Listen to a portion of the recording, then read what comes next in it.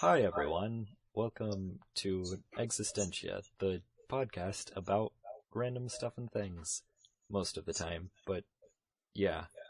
Today, we have my beautiful wife, Shai, here with us, Hello. and also my best man, John. Hello there. Hi. So today we're going to be talking about identity forming. The question is, how does your upbringing influence how you see yourself and the world around you? John, you want to have a stab at answering that question? Oh my god. Well, that's a very broad question to begin with. If we for could sure. narrow it down.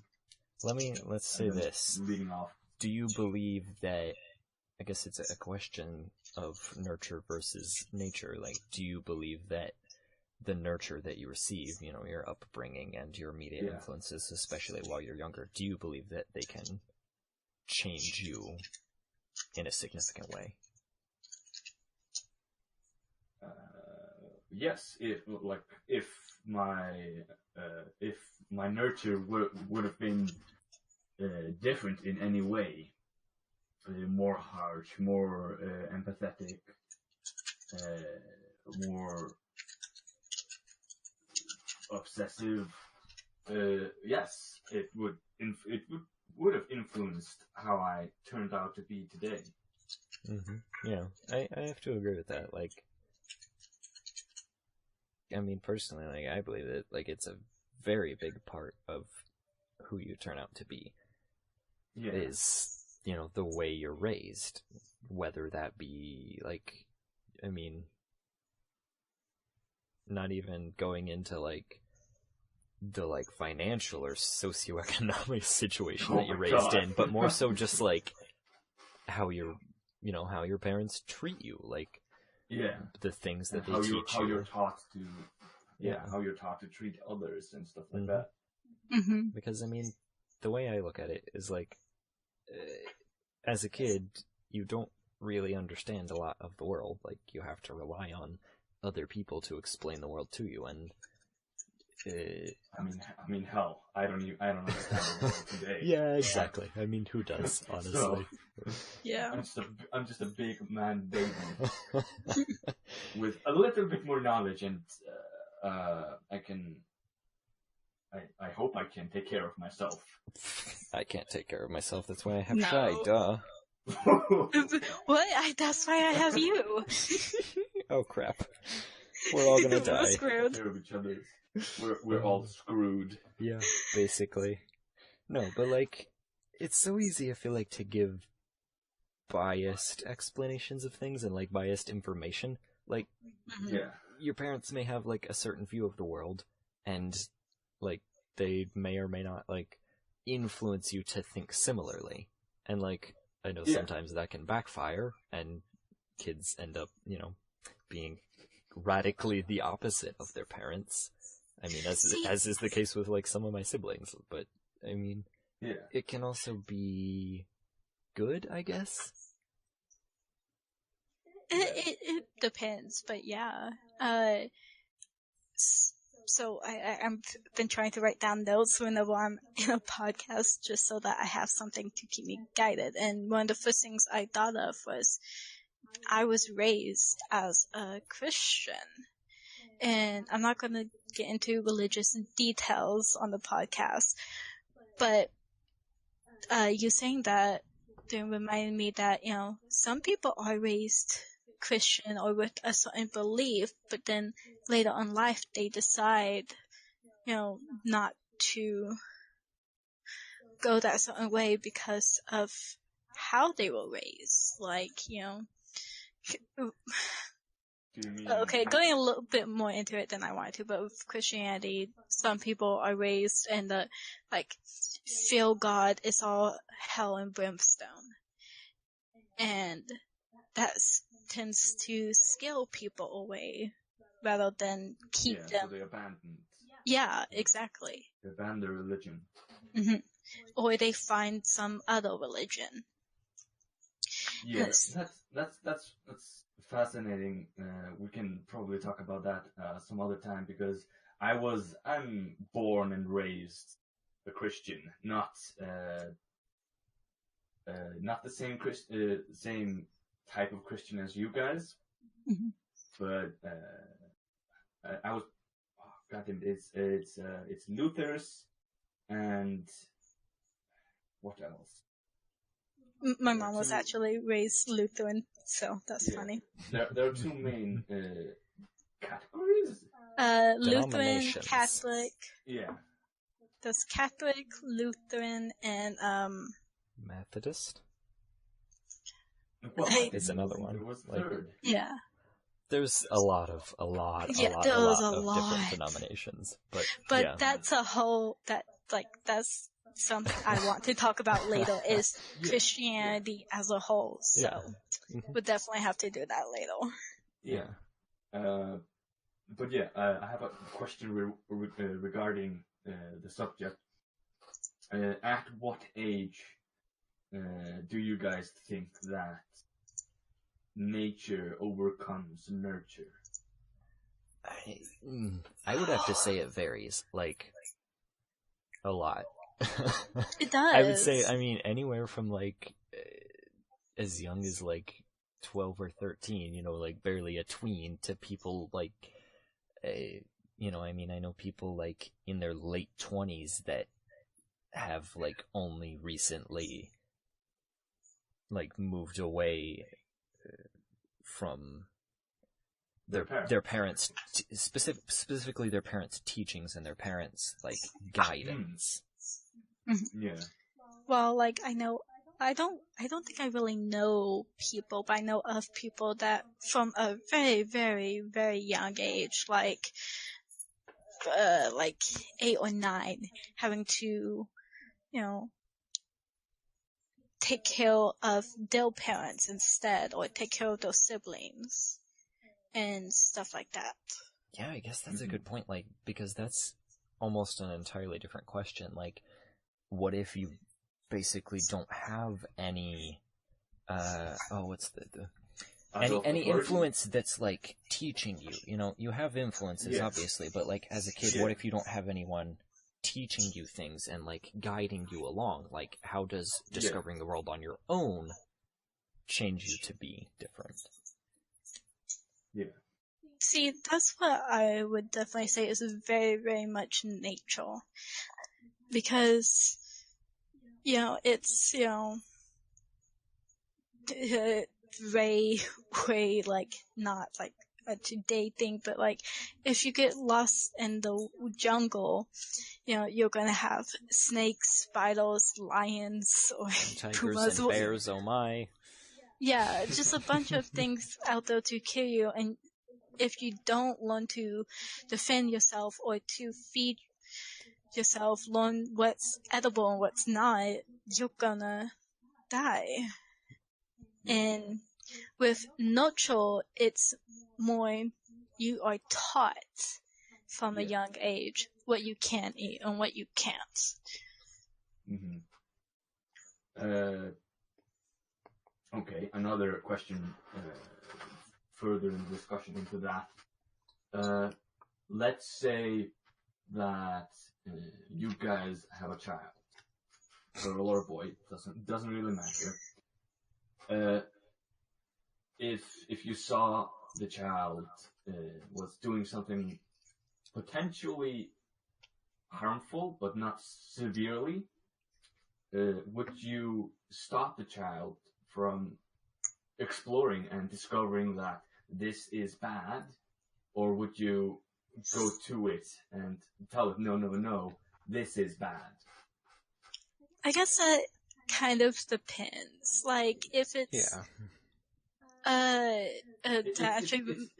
if it's something that's gonna kill them, yes, I'm gonna stop them. Yeah. But I guess my approach would be like...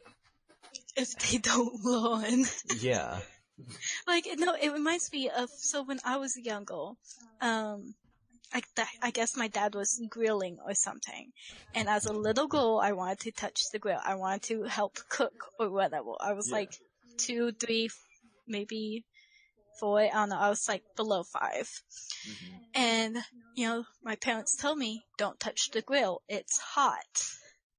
I didn't listen, and I burnt my hand pretty bad for how old I was. But then I learned, it's hot, I better not touch it. Mm-hmm. Yeah. It's kind of like those things of, you learn. Yeah. Yeah, Like, I think almost like maybe a good method there is like, because they're not necessarily, like, a little kid's not gonna believe you if you try and just tell them to not do something. Yeah. But, I mean, something you could possibly do would be, like, explain what happens, like, to the best of your ability.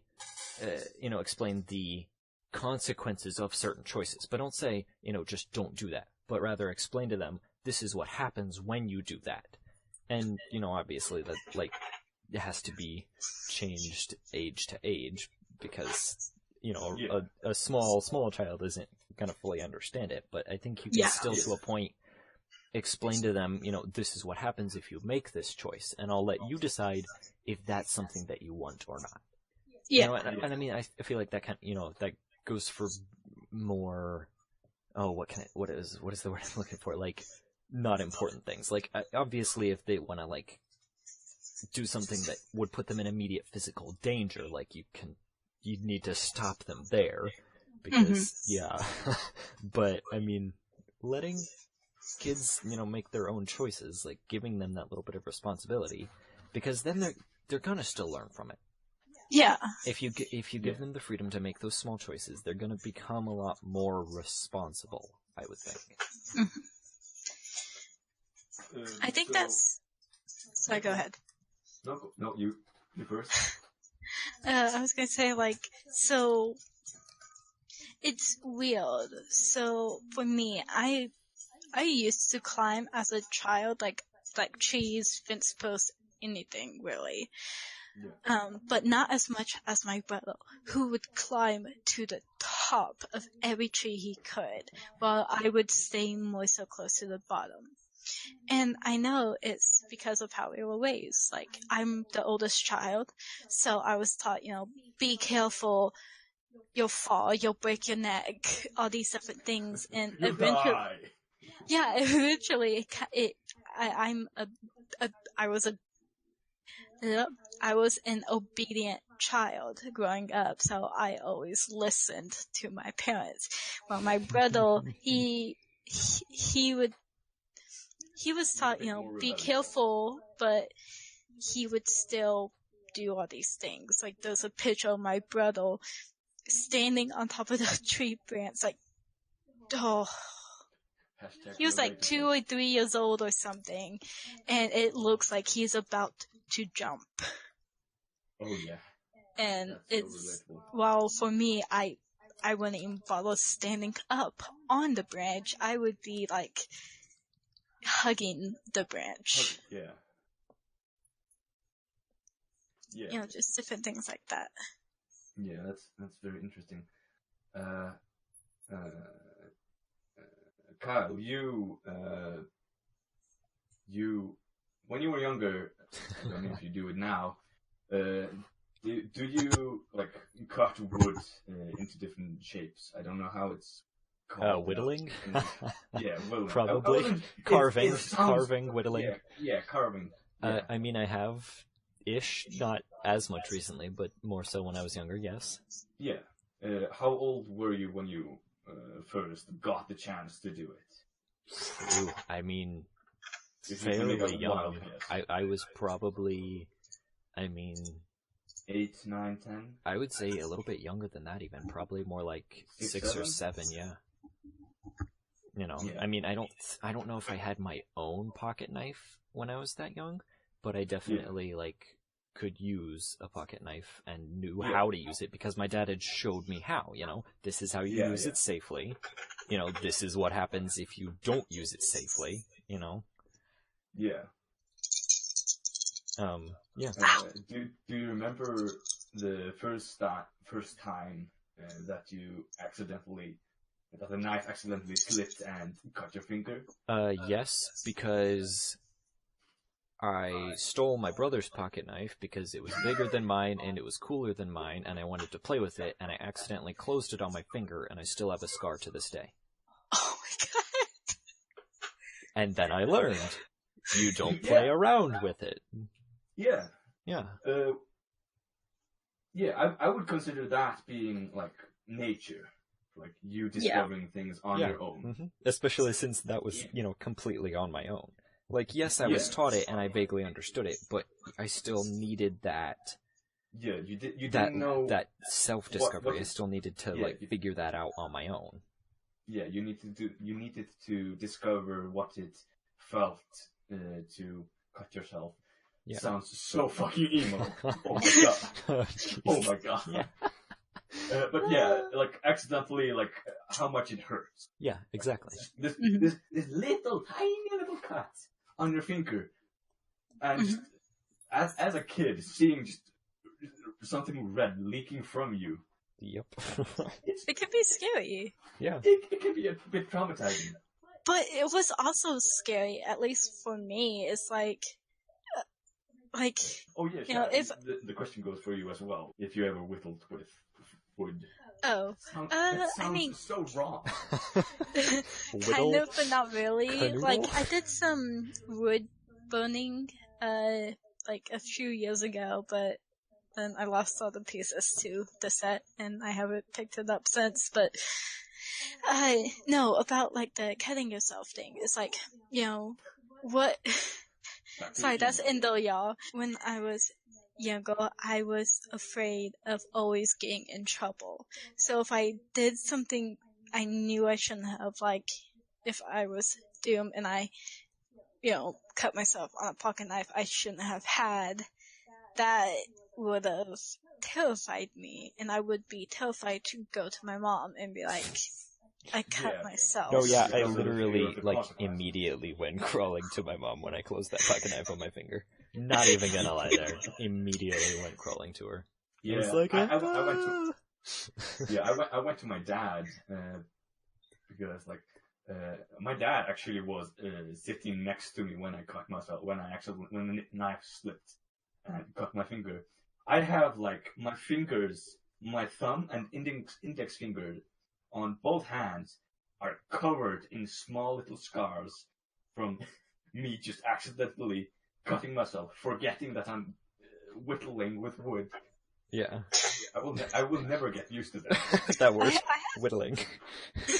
I have so many scars all over my body from just being an idiot. Like, I have this one from when I tried to jump a fence. Keyboard tried. Like, it's like a good 2.5 inches long right down on my leg. Ooh. And it's a pretty gnarly scar. Then I have scars from stupid things like my dog scratching me and me picking at it because I have a bad habit. That's gnarly, bro. But yeah. And since trying to jump that fence, I've never tried to jump a fence. Ever again? No. There's been a couple times I've climbed over and I've made sure I could, hold my weight and, I was 13 when that happened to me. Maybe 12. Oh wow, you were actually decently mature. Yeah, no, it was just no, because my brother, he would constantly jump the fence, but my brother's also, a foot taller than me and way more limber, even when he was, if I was 12, he would have been 10. And he could easily jump it, so I was like, you know what? I got this. I can do this. No, I do not. That hurt. You learned your lesson. I think that's something else too. It's you don't always learn everything when you're, a child. Yeah. Again, I was 12 at 13 at the oldest when that happened. Something, if I could interject here, yeah. I used to run and hurdle the playground fence at school when I was in, like, 6th grade, and I would get in trouble for doing it. I never got hurt doing it, but I would get in trouble for doing it. Because potential for me to get hurt, potential for me to set a bad example, you know what I mean? Like, I was confident in my own abilities. I already had the nature part of me, like, understood it all, and understood the dangers, and understood, like, my own capabilities, but the people around me didn't. And, you know, like, were still trying to, like, stop me from doing it, because, like, the other kids didn't understand it. You know, the kids in the younger grades definitely didn't, you know what I mean? So... Yeah. But see, I think that's something else too, is that, you know, the older you get, the more influential you are over the younger kids. I remember being in, like, 2nd or 3rd grade and looking up at the 5th graders like, I can't wait to be one of them. And then 5th grade sucked for me. And I was also the shortest kid in my class, so I didn't feel like a 5th grader. But it's like smarter than a 5th grader. So like, what were we talking about again? Identity forming. How does the upbringing influence? Yes, that. How you see yourself and your view on the world. Yeah, I feel like that's a really good part of, like, what am I saying? Like, I feel like we actually have covered the physical side of that at least, but what about, like, emotionally? That's there's a lot there for me. I'm still a toddler. I'm still just crawling, man. I'm still crawling. I'm still learning. Same. I still need help. Yeah. Well, hey, no, you guys are married.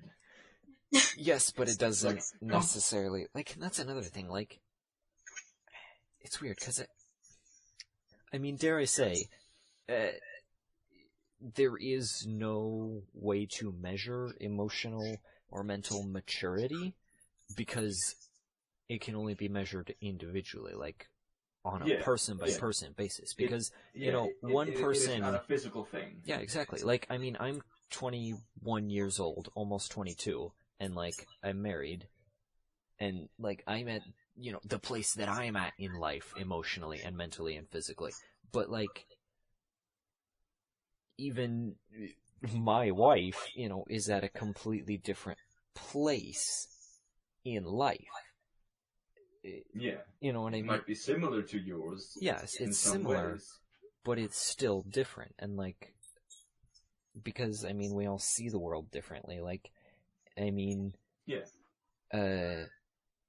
Like, I can give it, for example, my brother, who's 2 years older than me, you know, who was raised in the same family that I was raised in, you know, we grew up together and fought all the time, you know what I mean? Brothers. Oh, but, yeah. like, well, I can't we say still, that, you know, with that same nurturing, we still are at completely different points in life. Even, you know, from where he was when he was 21 to where I am now. Like, it's completely different.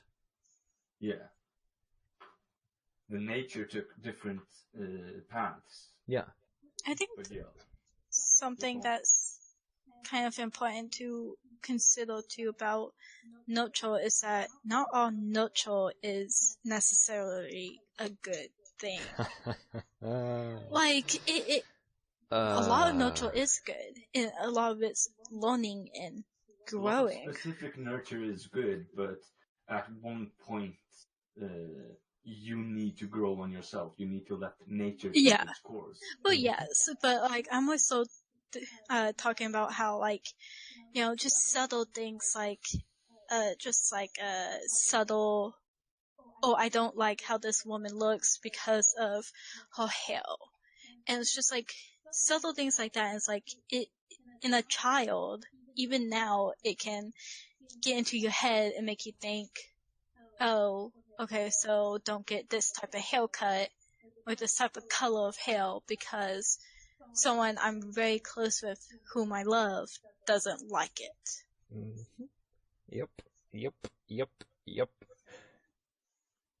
Influences can be negative, very negative, and very, very impactful. Mhm. Exactly. Yep. Growing up, it But- took me a long time to learn, but like, growing up, I was very guarded, from the outside world for a while.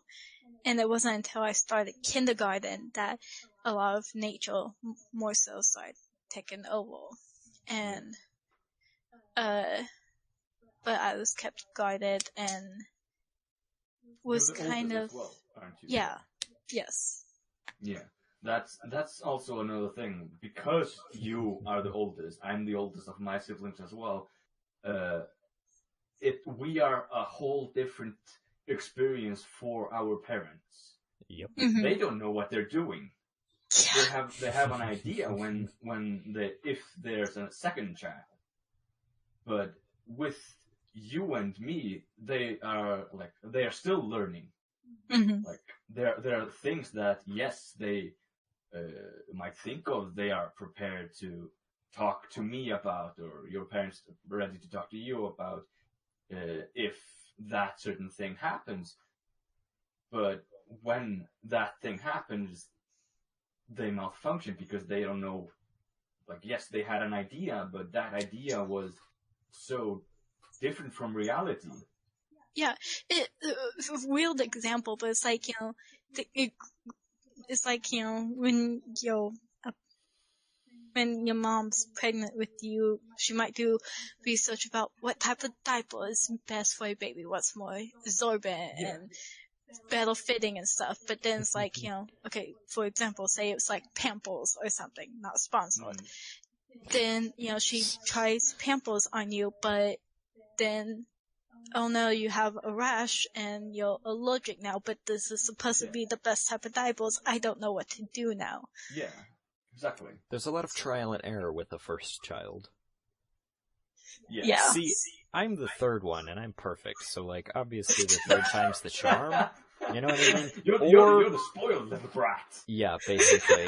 So it's like, my sister, who's the oldest, like, who knows how that turned out, because, like, that was just all trial and error. And then they tried to fix everything that they did wrong with my brother. But then, like, they just gave up with me and just let nature take its course. And, well, yeah, I turned out pretty well. So. Yeah. It makes me curious for when we have kids, because, like, we can talk about all we want about how we want to raise our kids, but when a situation comes up, it's going to be completely different and completely weird. Yep.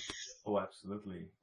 Like, I'm going to be that mom, too, of testing out every single diaper I can to try to find the best one. Like, I did that with, a little bit TMI, but I did that with my pads for my periods. I experimented and I discovered which one works best for me and which one, like, just feels comfortable. Really yeah, that's really necessary to find what works best for you. And yeah. So we talked about the physical side of things, like learning that stoves are hot and fences are hard to jump when you're 4 foot nothing. Hey, I was 5'1". I'm 19 and 5'1". And yeah, but then like also about the emotional side of things, I feel like a little bit, I mean, we touched on the emotional. Touched on it a little bit, like, different people mature completely differently, and there's not a lot you can do about that. I'm sorry, my dog just got the biggest erection I have ever seen on any animal ever. God. I looked over at dude's face. He looks at me and just growls, and I look over and it's just all out. What? I'm keeping this inside. This is hilarious. What? No. You horny little freak. I feel like the big conclusion we came to, honestly, like, your nature will almost always take precedence. Yeah. Which I over guess your is a nurture. depressing thought as a parent. Like, nothing I teach my child will have any use whatsoever. But that's, I guess, not really the case. Like, you can Actually- teach your child a lot of things, but Yeah. their nature will And still the- always tend to come through in some way or another. Yes, That- and because of the nurture, their nature side will be like influenced by their nurture. Mm-hmm. Yeah. Like how my parents raised me is influenced how the nature influenced me. Yeah. Mhm. Why not go a bit wild? I'll take you to the wild side. Ooh. But yeah, like in my current situation right now, I'm working. I'm working full time. Scrub. I'm paying part of my bills, part of my parents' bills. But considering in my country, my job isn't the best kind of job. It's not the best kind of paying job or anything like that. But I've never thought of myself having little money. I've always thought like, oh yeah, I have some extra money to be able to go out to the movies and out to dinner with my friends every other weekend or every weekend. Hell, every day if I wanted to. Even though society doesn't view my work as a very good one, it is enough. Mhm. And I would be able to live a decent life on the pay I have right now. Yeah. Mm-hmm. And, I know, at least for me, like, more so mentally, and though, sorry guys, mentally, I'm more in a scraping by mindset, but like my mindset right now is just also very, very real and convoluted, and that could be a whole other thing for me to get into right now, but I'm not going to. But it's just kind of more so scraping by for me. While in Oklahoma, I felt a lot more comfortable,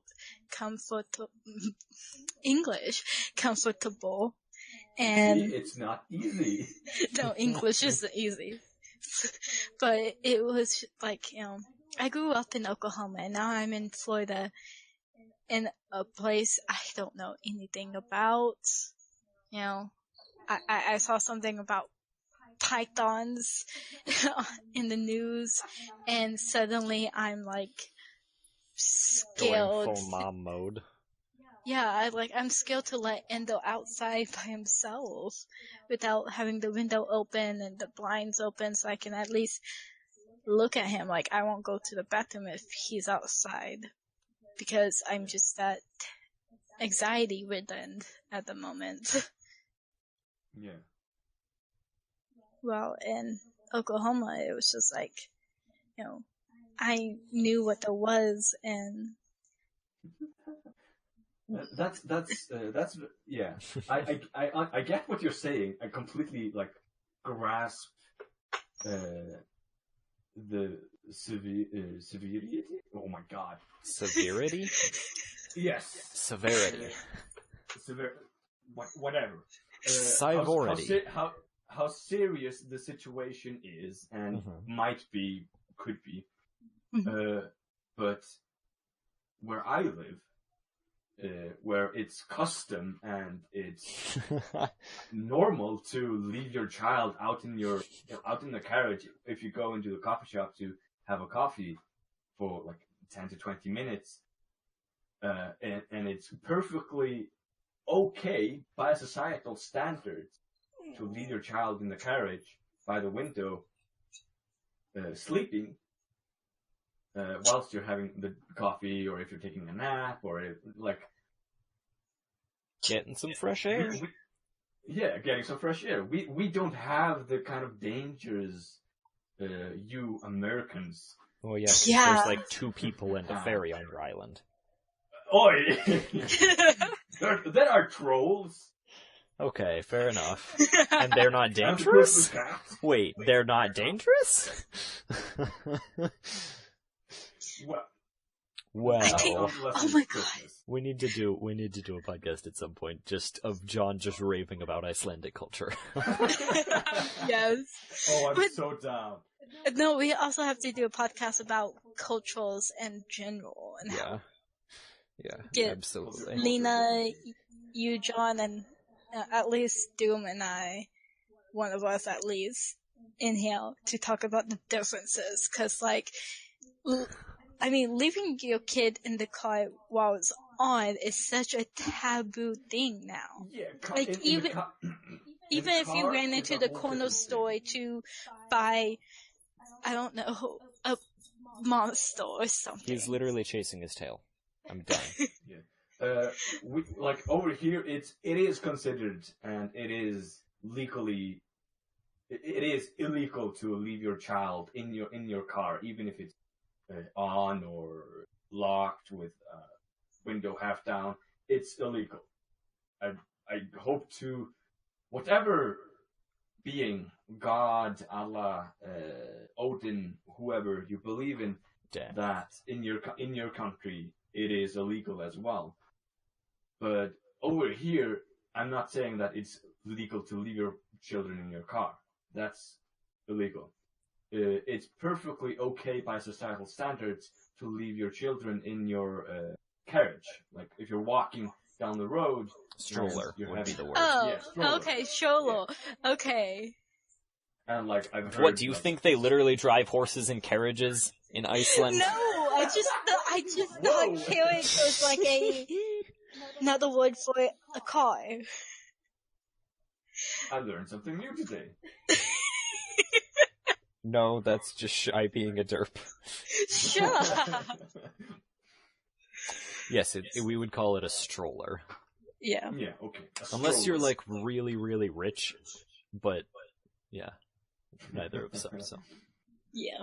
No. But yeah, we over here, if you have a balcony, you put your stroller on your balcony with a child sleeping in it. Yeah, while you go take a nap. Any time of the year, whether it's winter, summer, autumn, or there's literally spring. just frost trolls strolling down the street. And he's just out on the balcony like, ooh, shiny. And yeah, it's perfectly okay, just as long as you have the window open that you hear if the child wakes up, and you go over there and get it out. Mm-hmm. If you forget it for hours, and the child and someone else hears your child and takes note of how long the child is out crying, then you can get into some legal issues. Well, yeah, because you're abandoning it. But leaving it outside to get some fresh air for a minute is not abandoning it. You're still right there within earshot to be able to help it if it needs help. You know what I mean? Yeah, I get that. Absolutely. Yeah. Fun times. All right, Ender, go outside. No. Horny dog. Yeah. He's such a sweetheart. He really is. He's just such a butt face. Exactly. No. He's also learning that barking will get him attention. He already knows that. Yeah, but I still don't like it. So stop giving him attention when he barks. I don't. Scolding. But anyways, I think that mostly wraps things up, right? I think so, yeah. Yeah, I think that's a good starting point. If there are any questions, we can touch upon this subject again. Oh yeah, absolutely. Answer those questions. Mm-hmm. Endo! No. But, yeah. So, thank you for joining, me today, both of you. Though, I guess I didn't really have a choice with, What do you mean you but... didn't have a choice? I mean, I guess technically I am, like, the host of the podcast. Yeah. Even though, like, Lena and Shai do all of the work. But, yeah. Anyways, yeah, so today we talked about identity forming, mostly, upbringing and how we interact with the world around us. So, yeah. That's all for today. You're looking at me very strangely. No, I just realized that we got really off topic and I'm not sure if we should keep the last part in. It was mostly your fault. Well, off topic. Anyways, point being, let's do the outro first. Thank you everyone for listening. Yeah, don't forget to hug your dogs and hope that they don't get giant erections because of it. I hope you guys enjoyed this podcast, and we will see you guys all in the next one. Bye! Bye!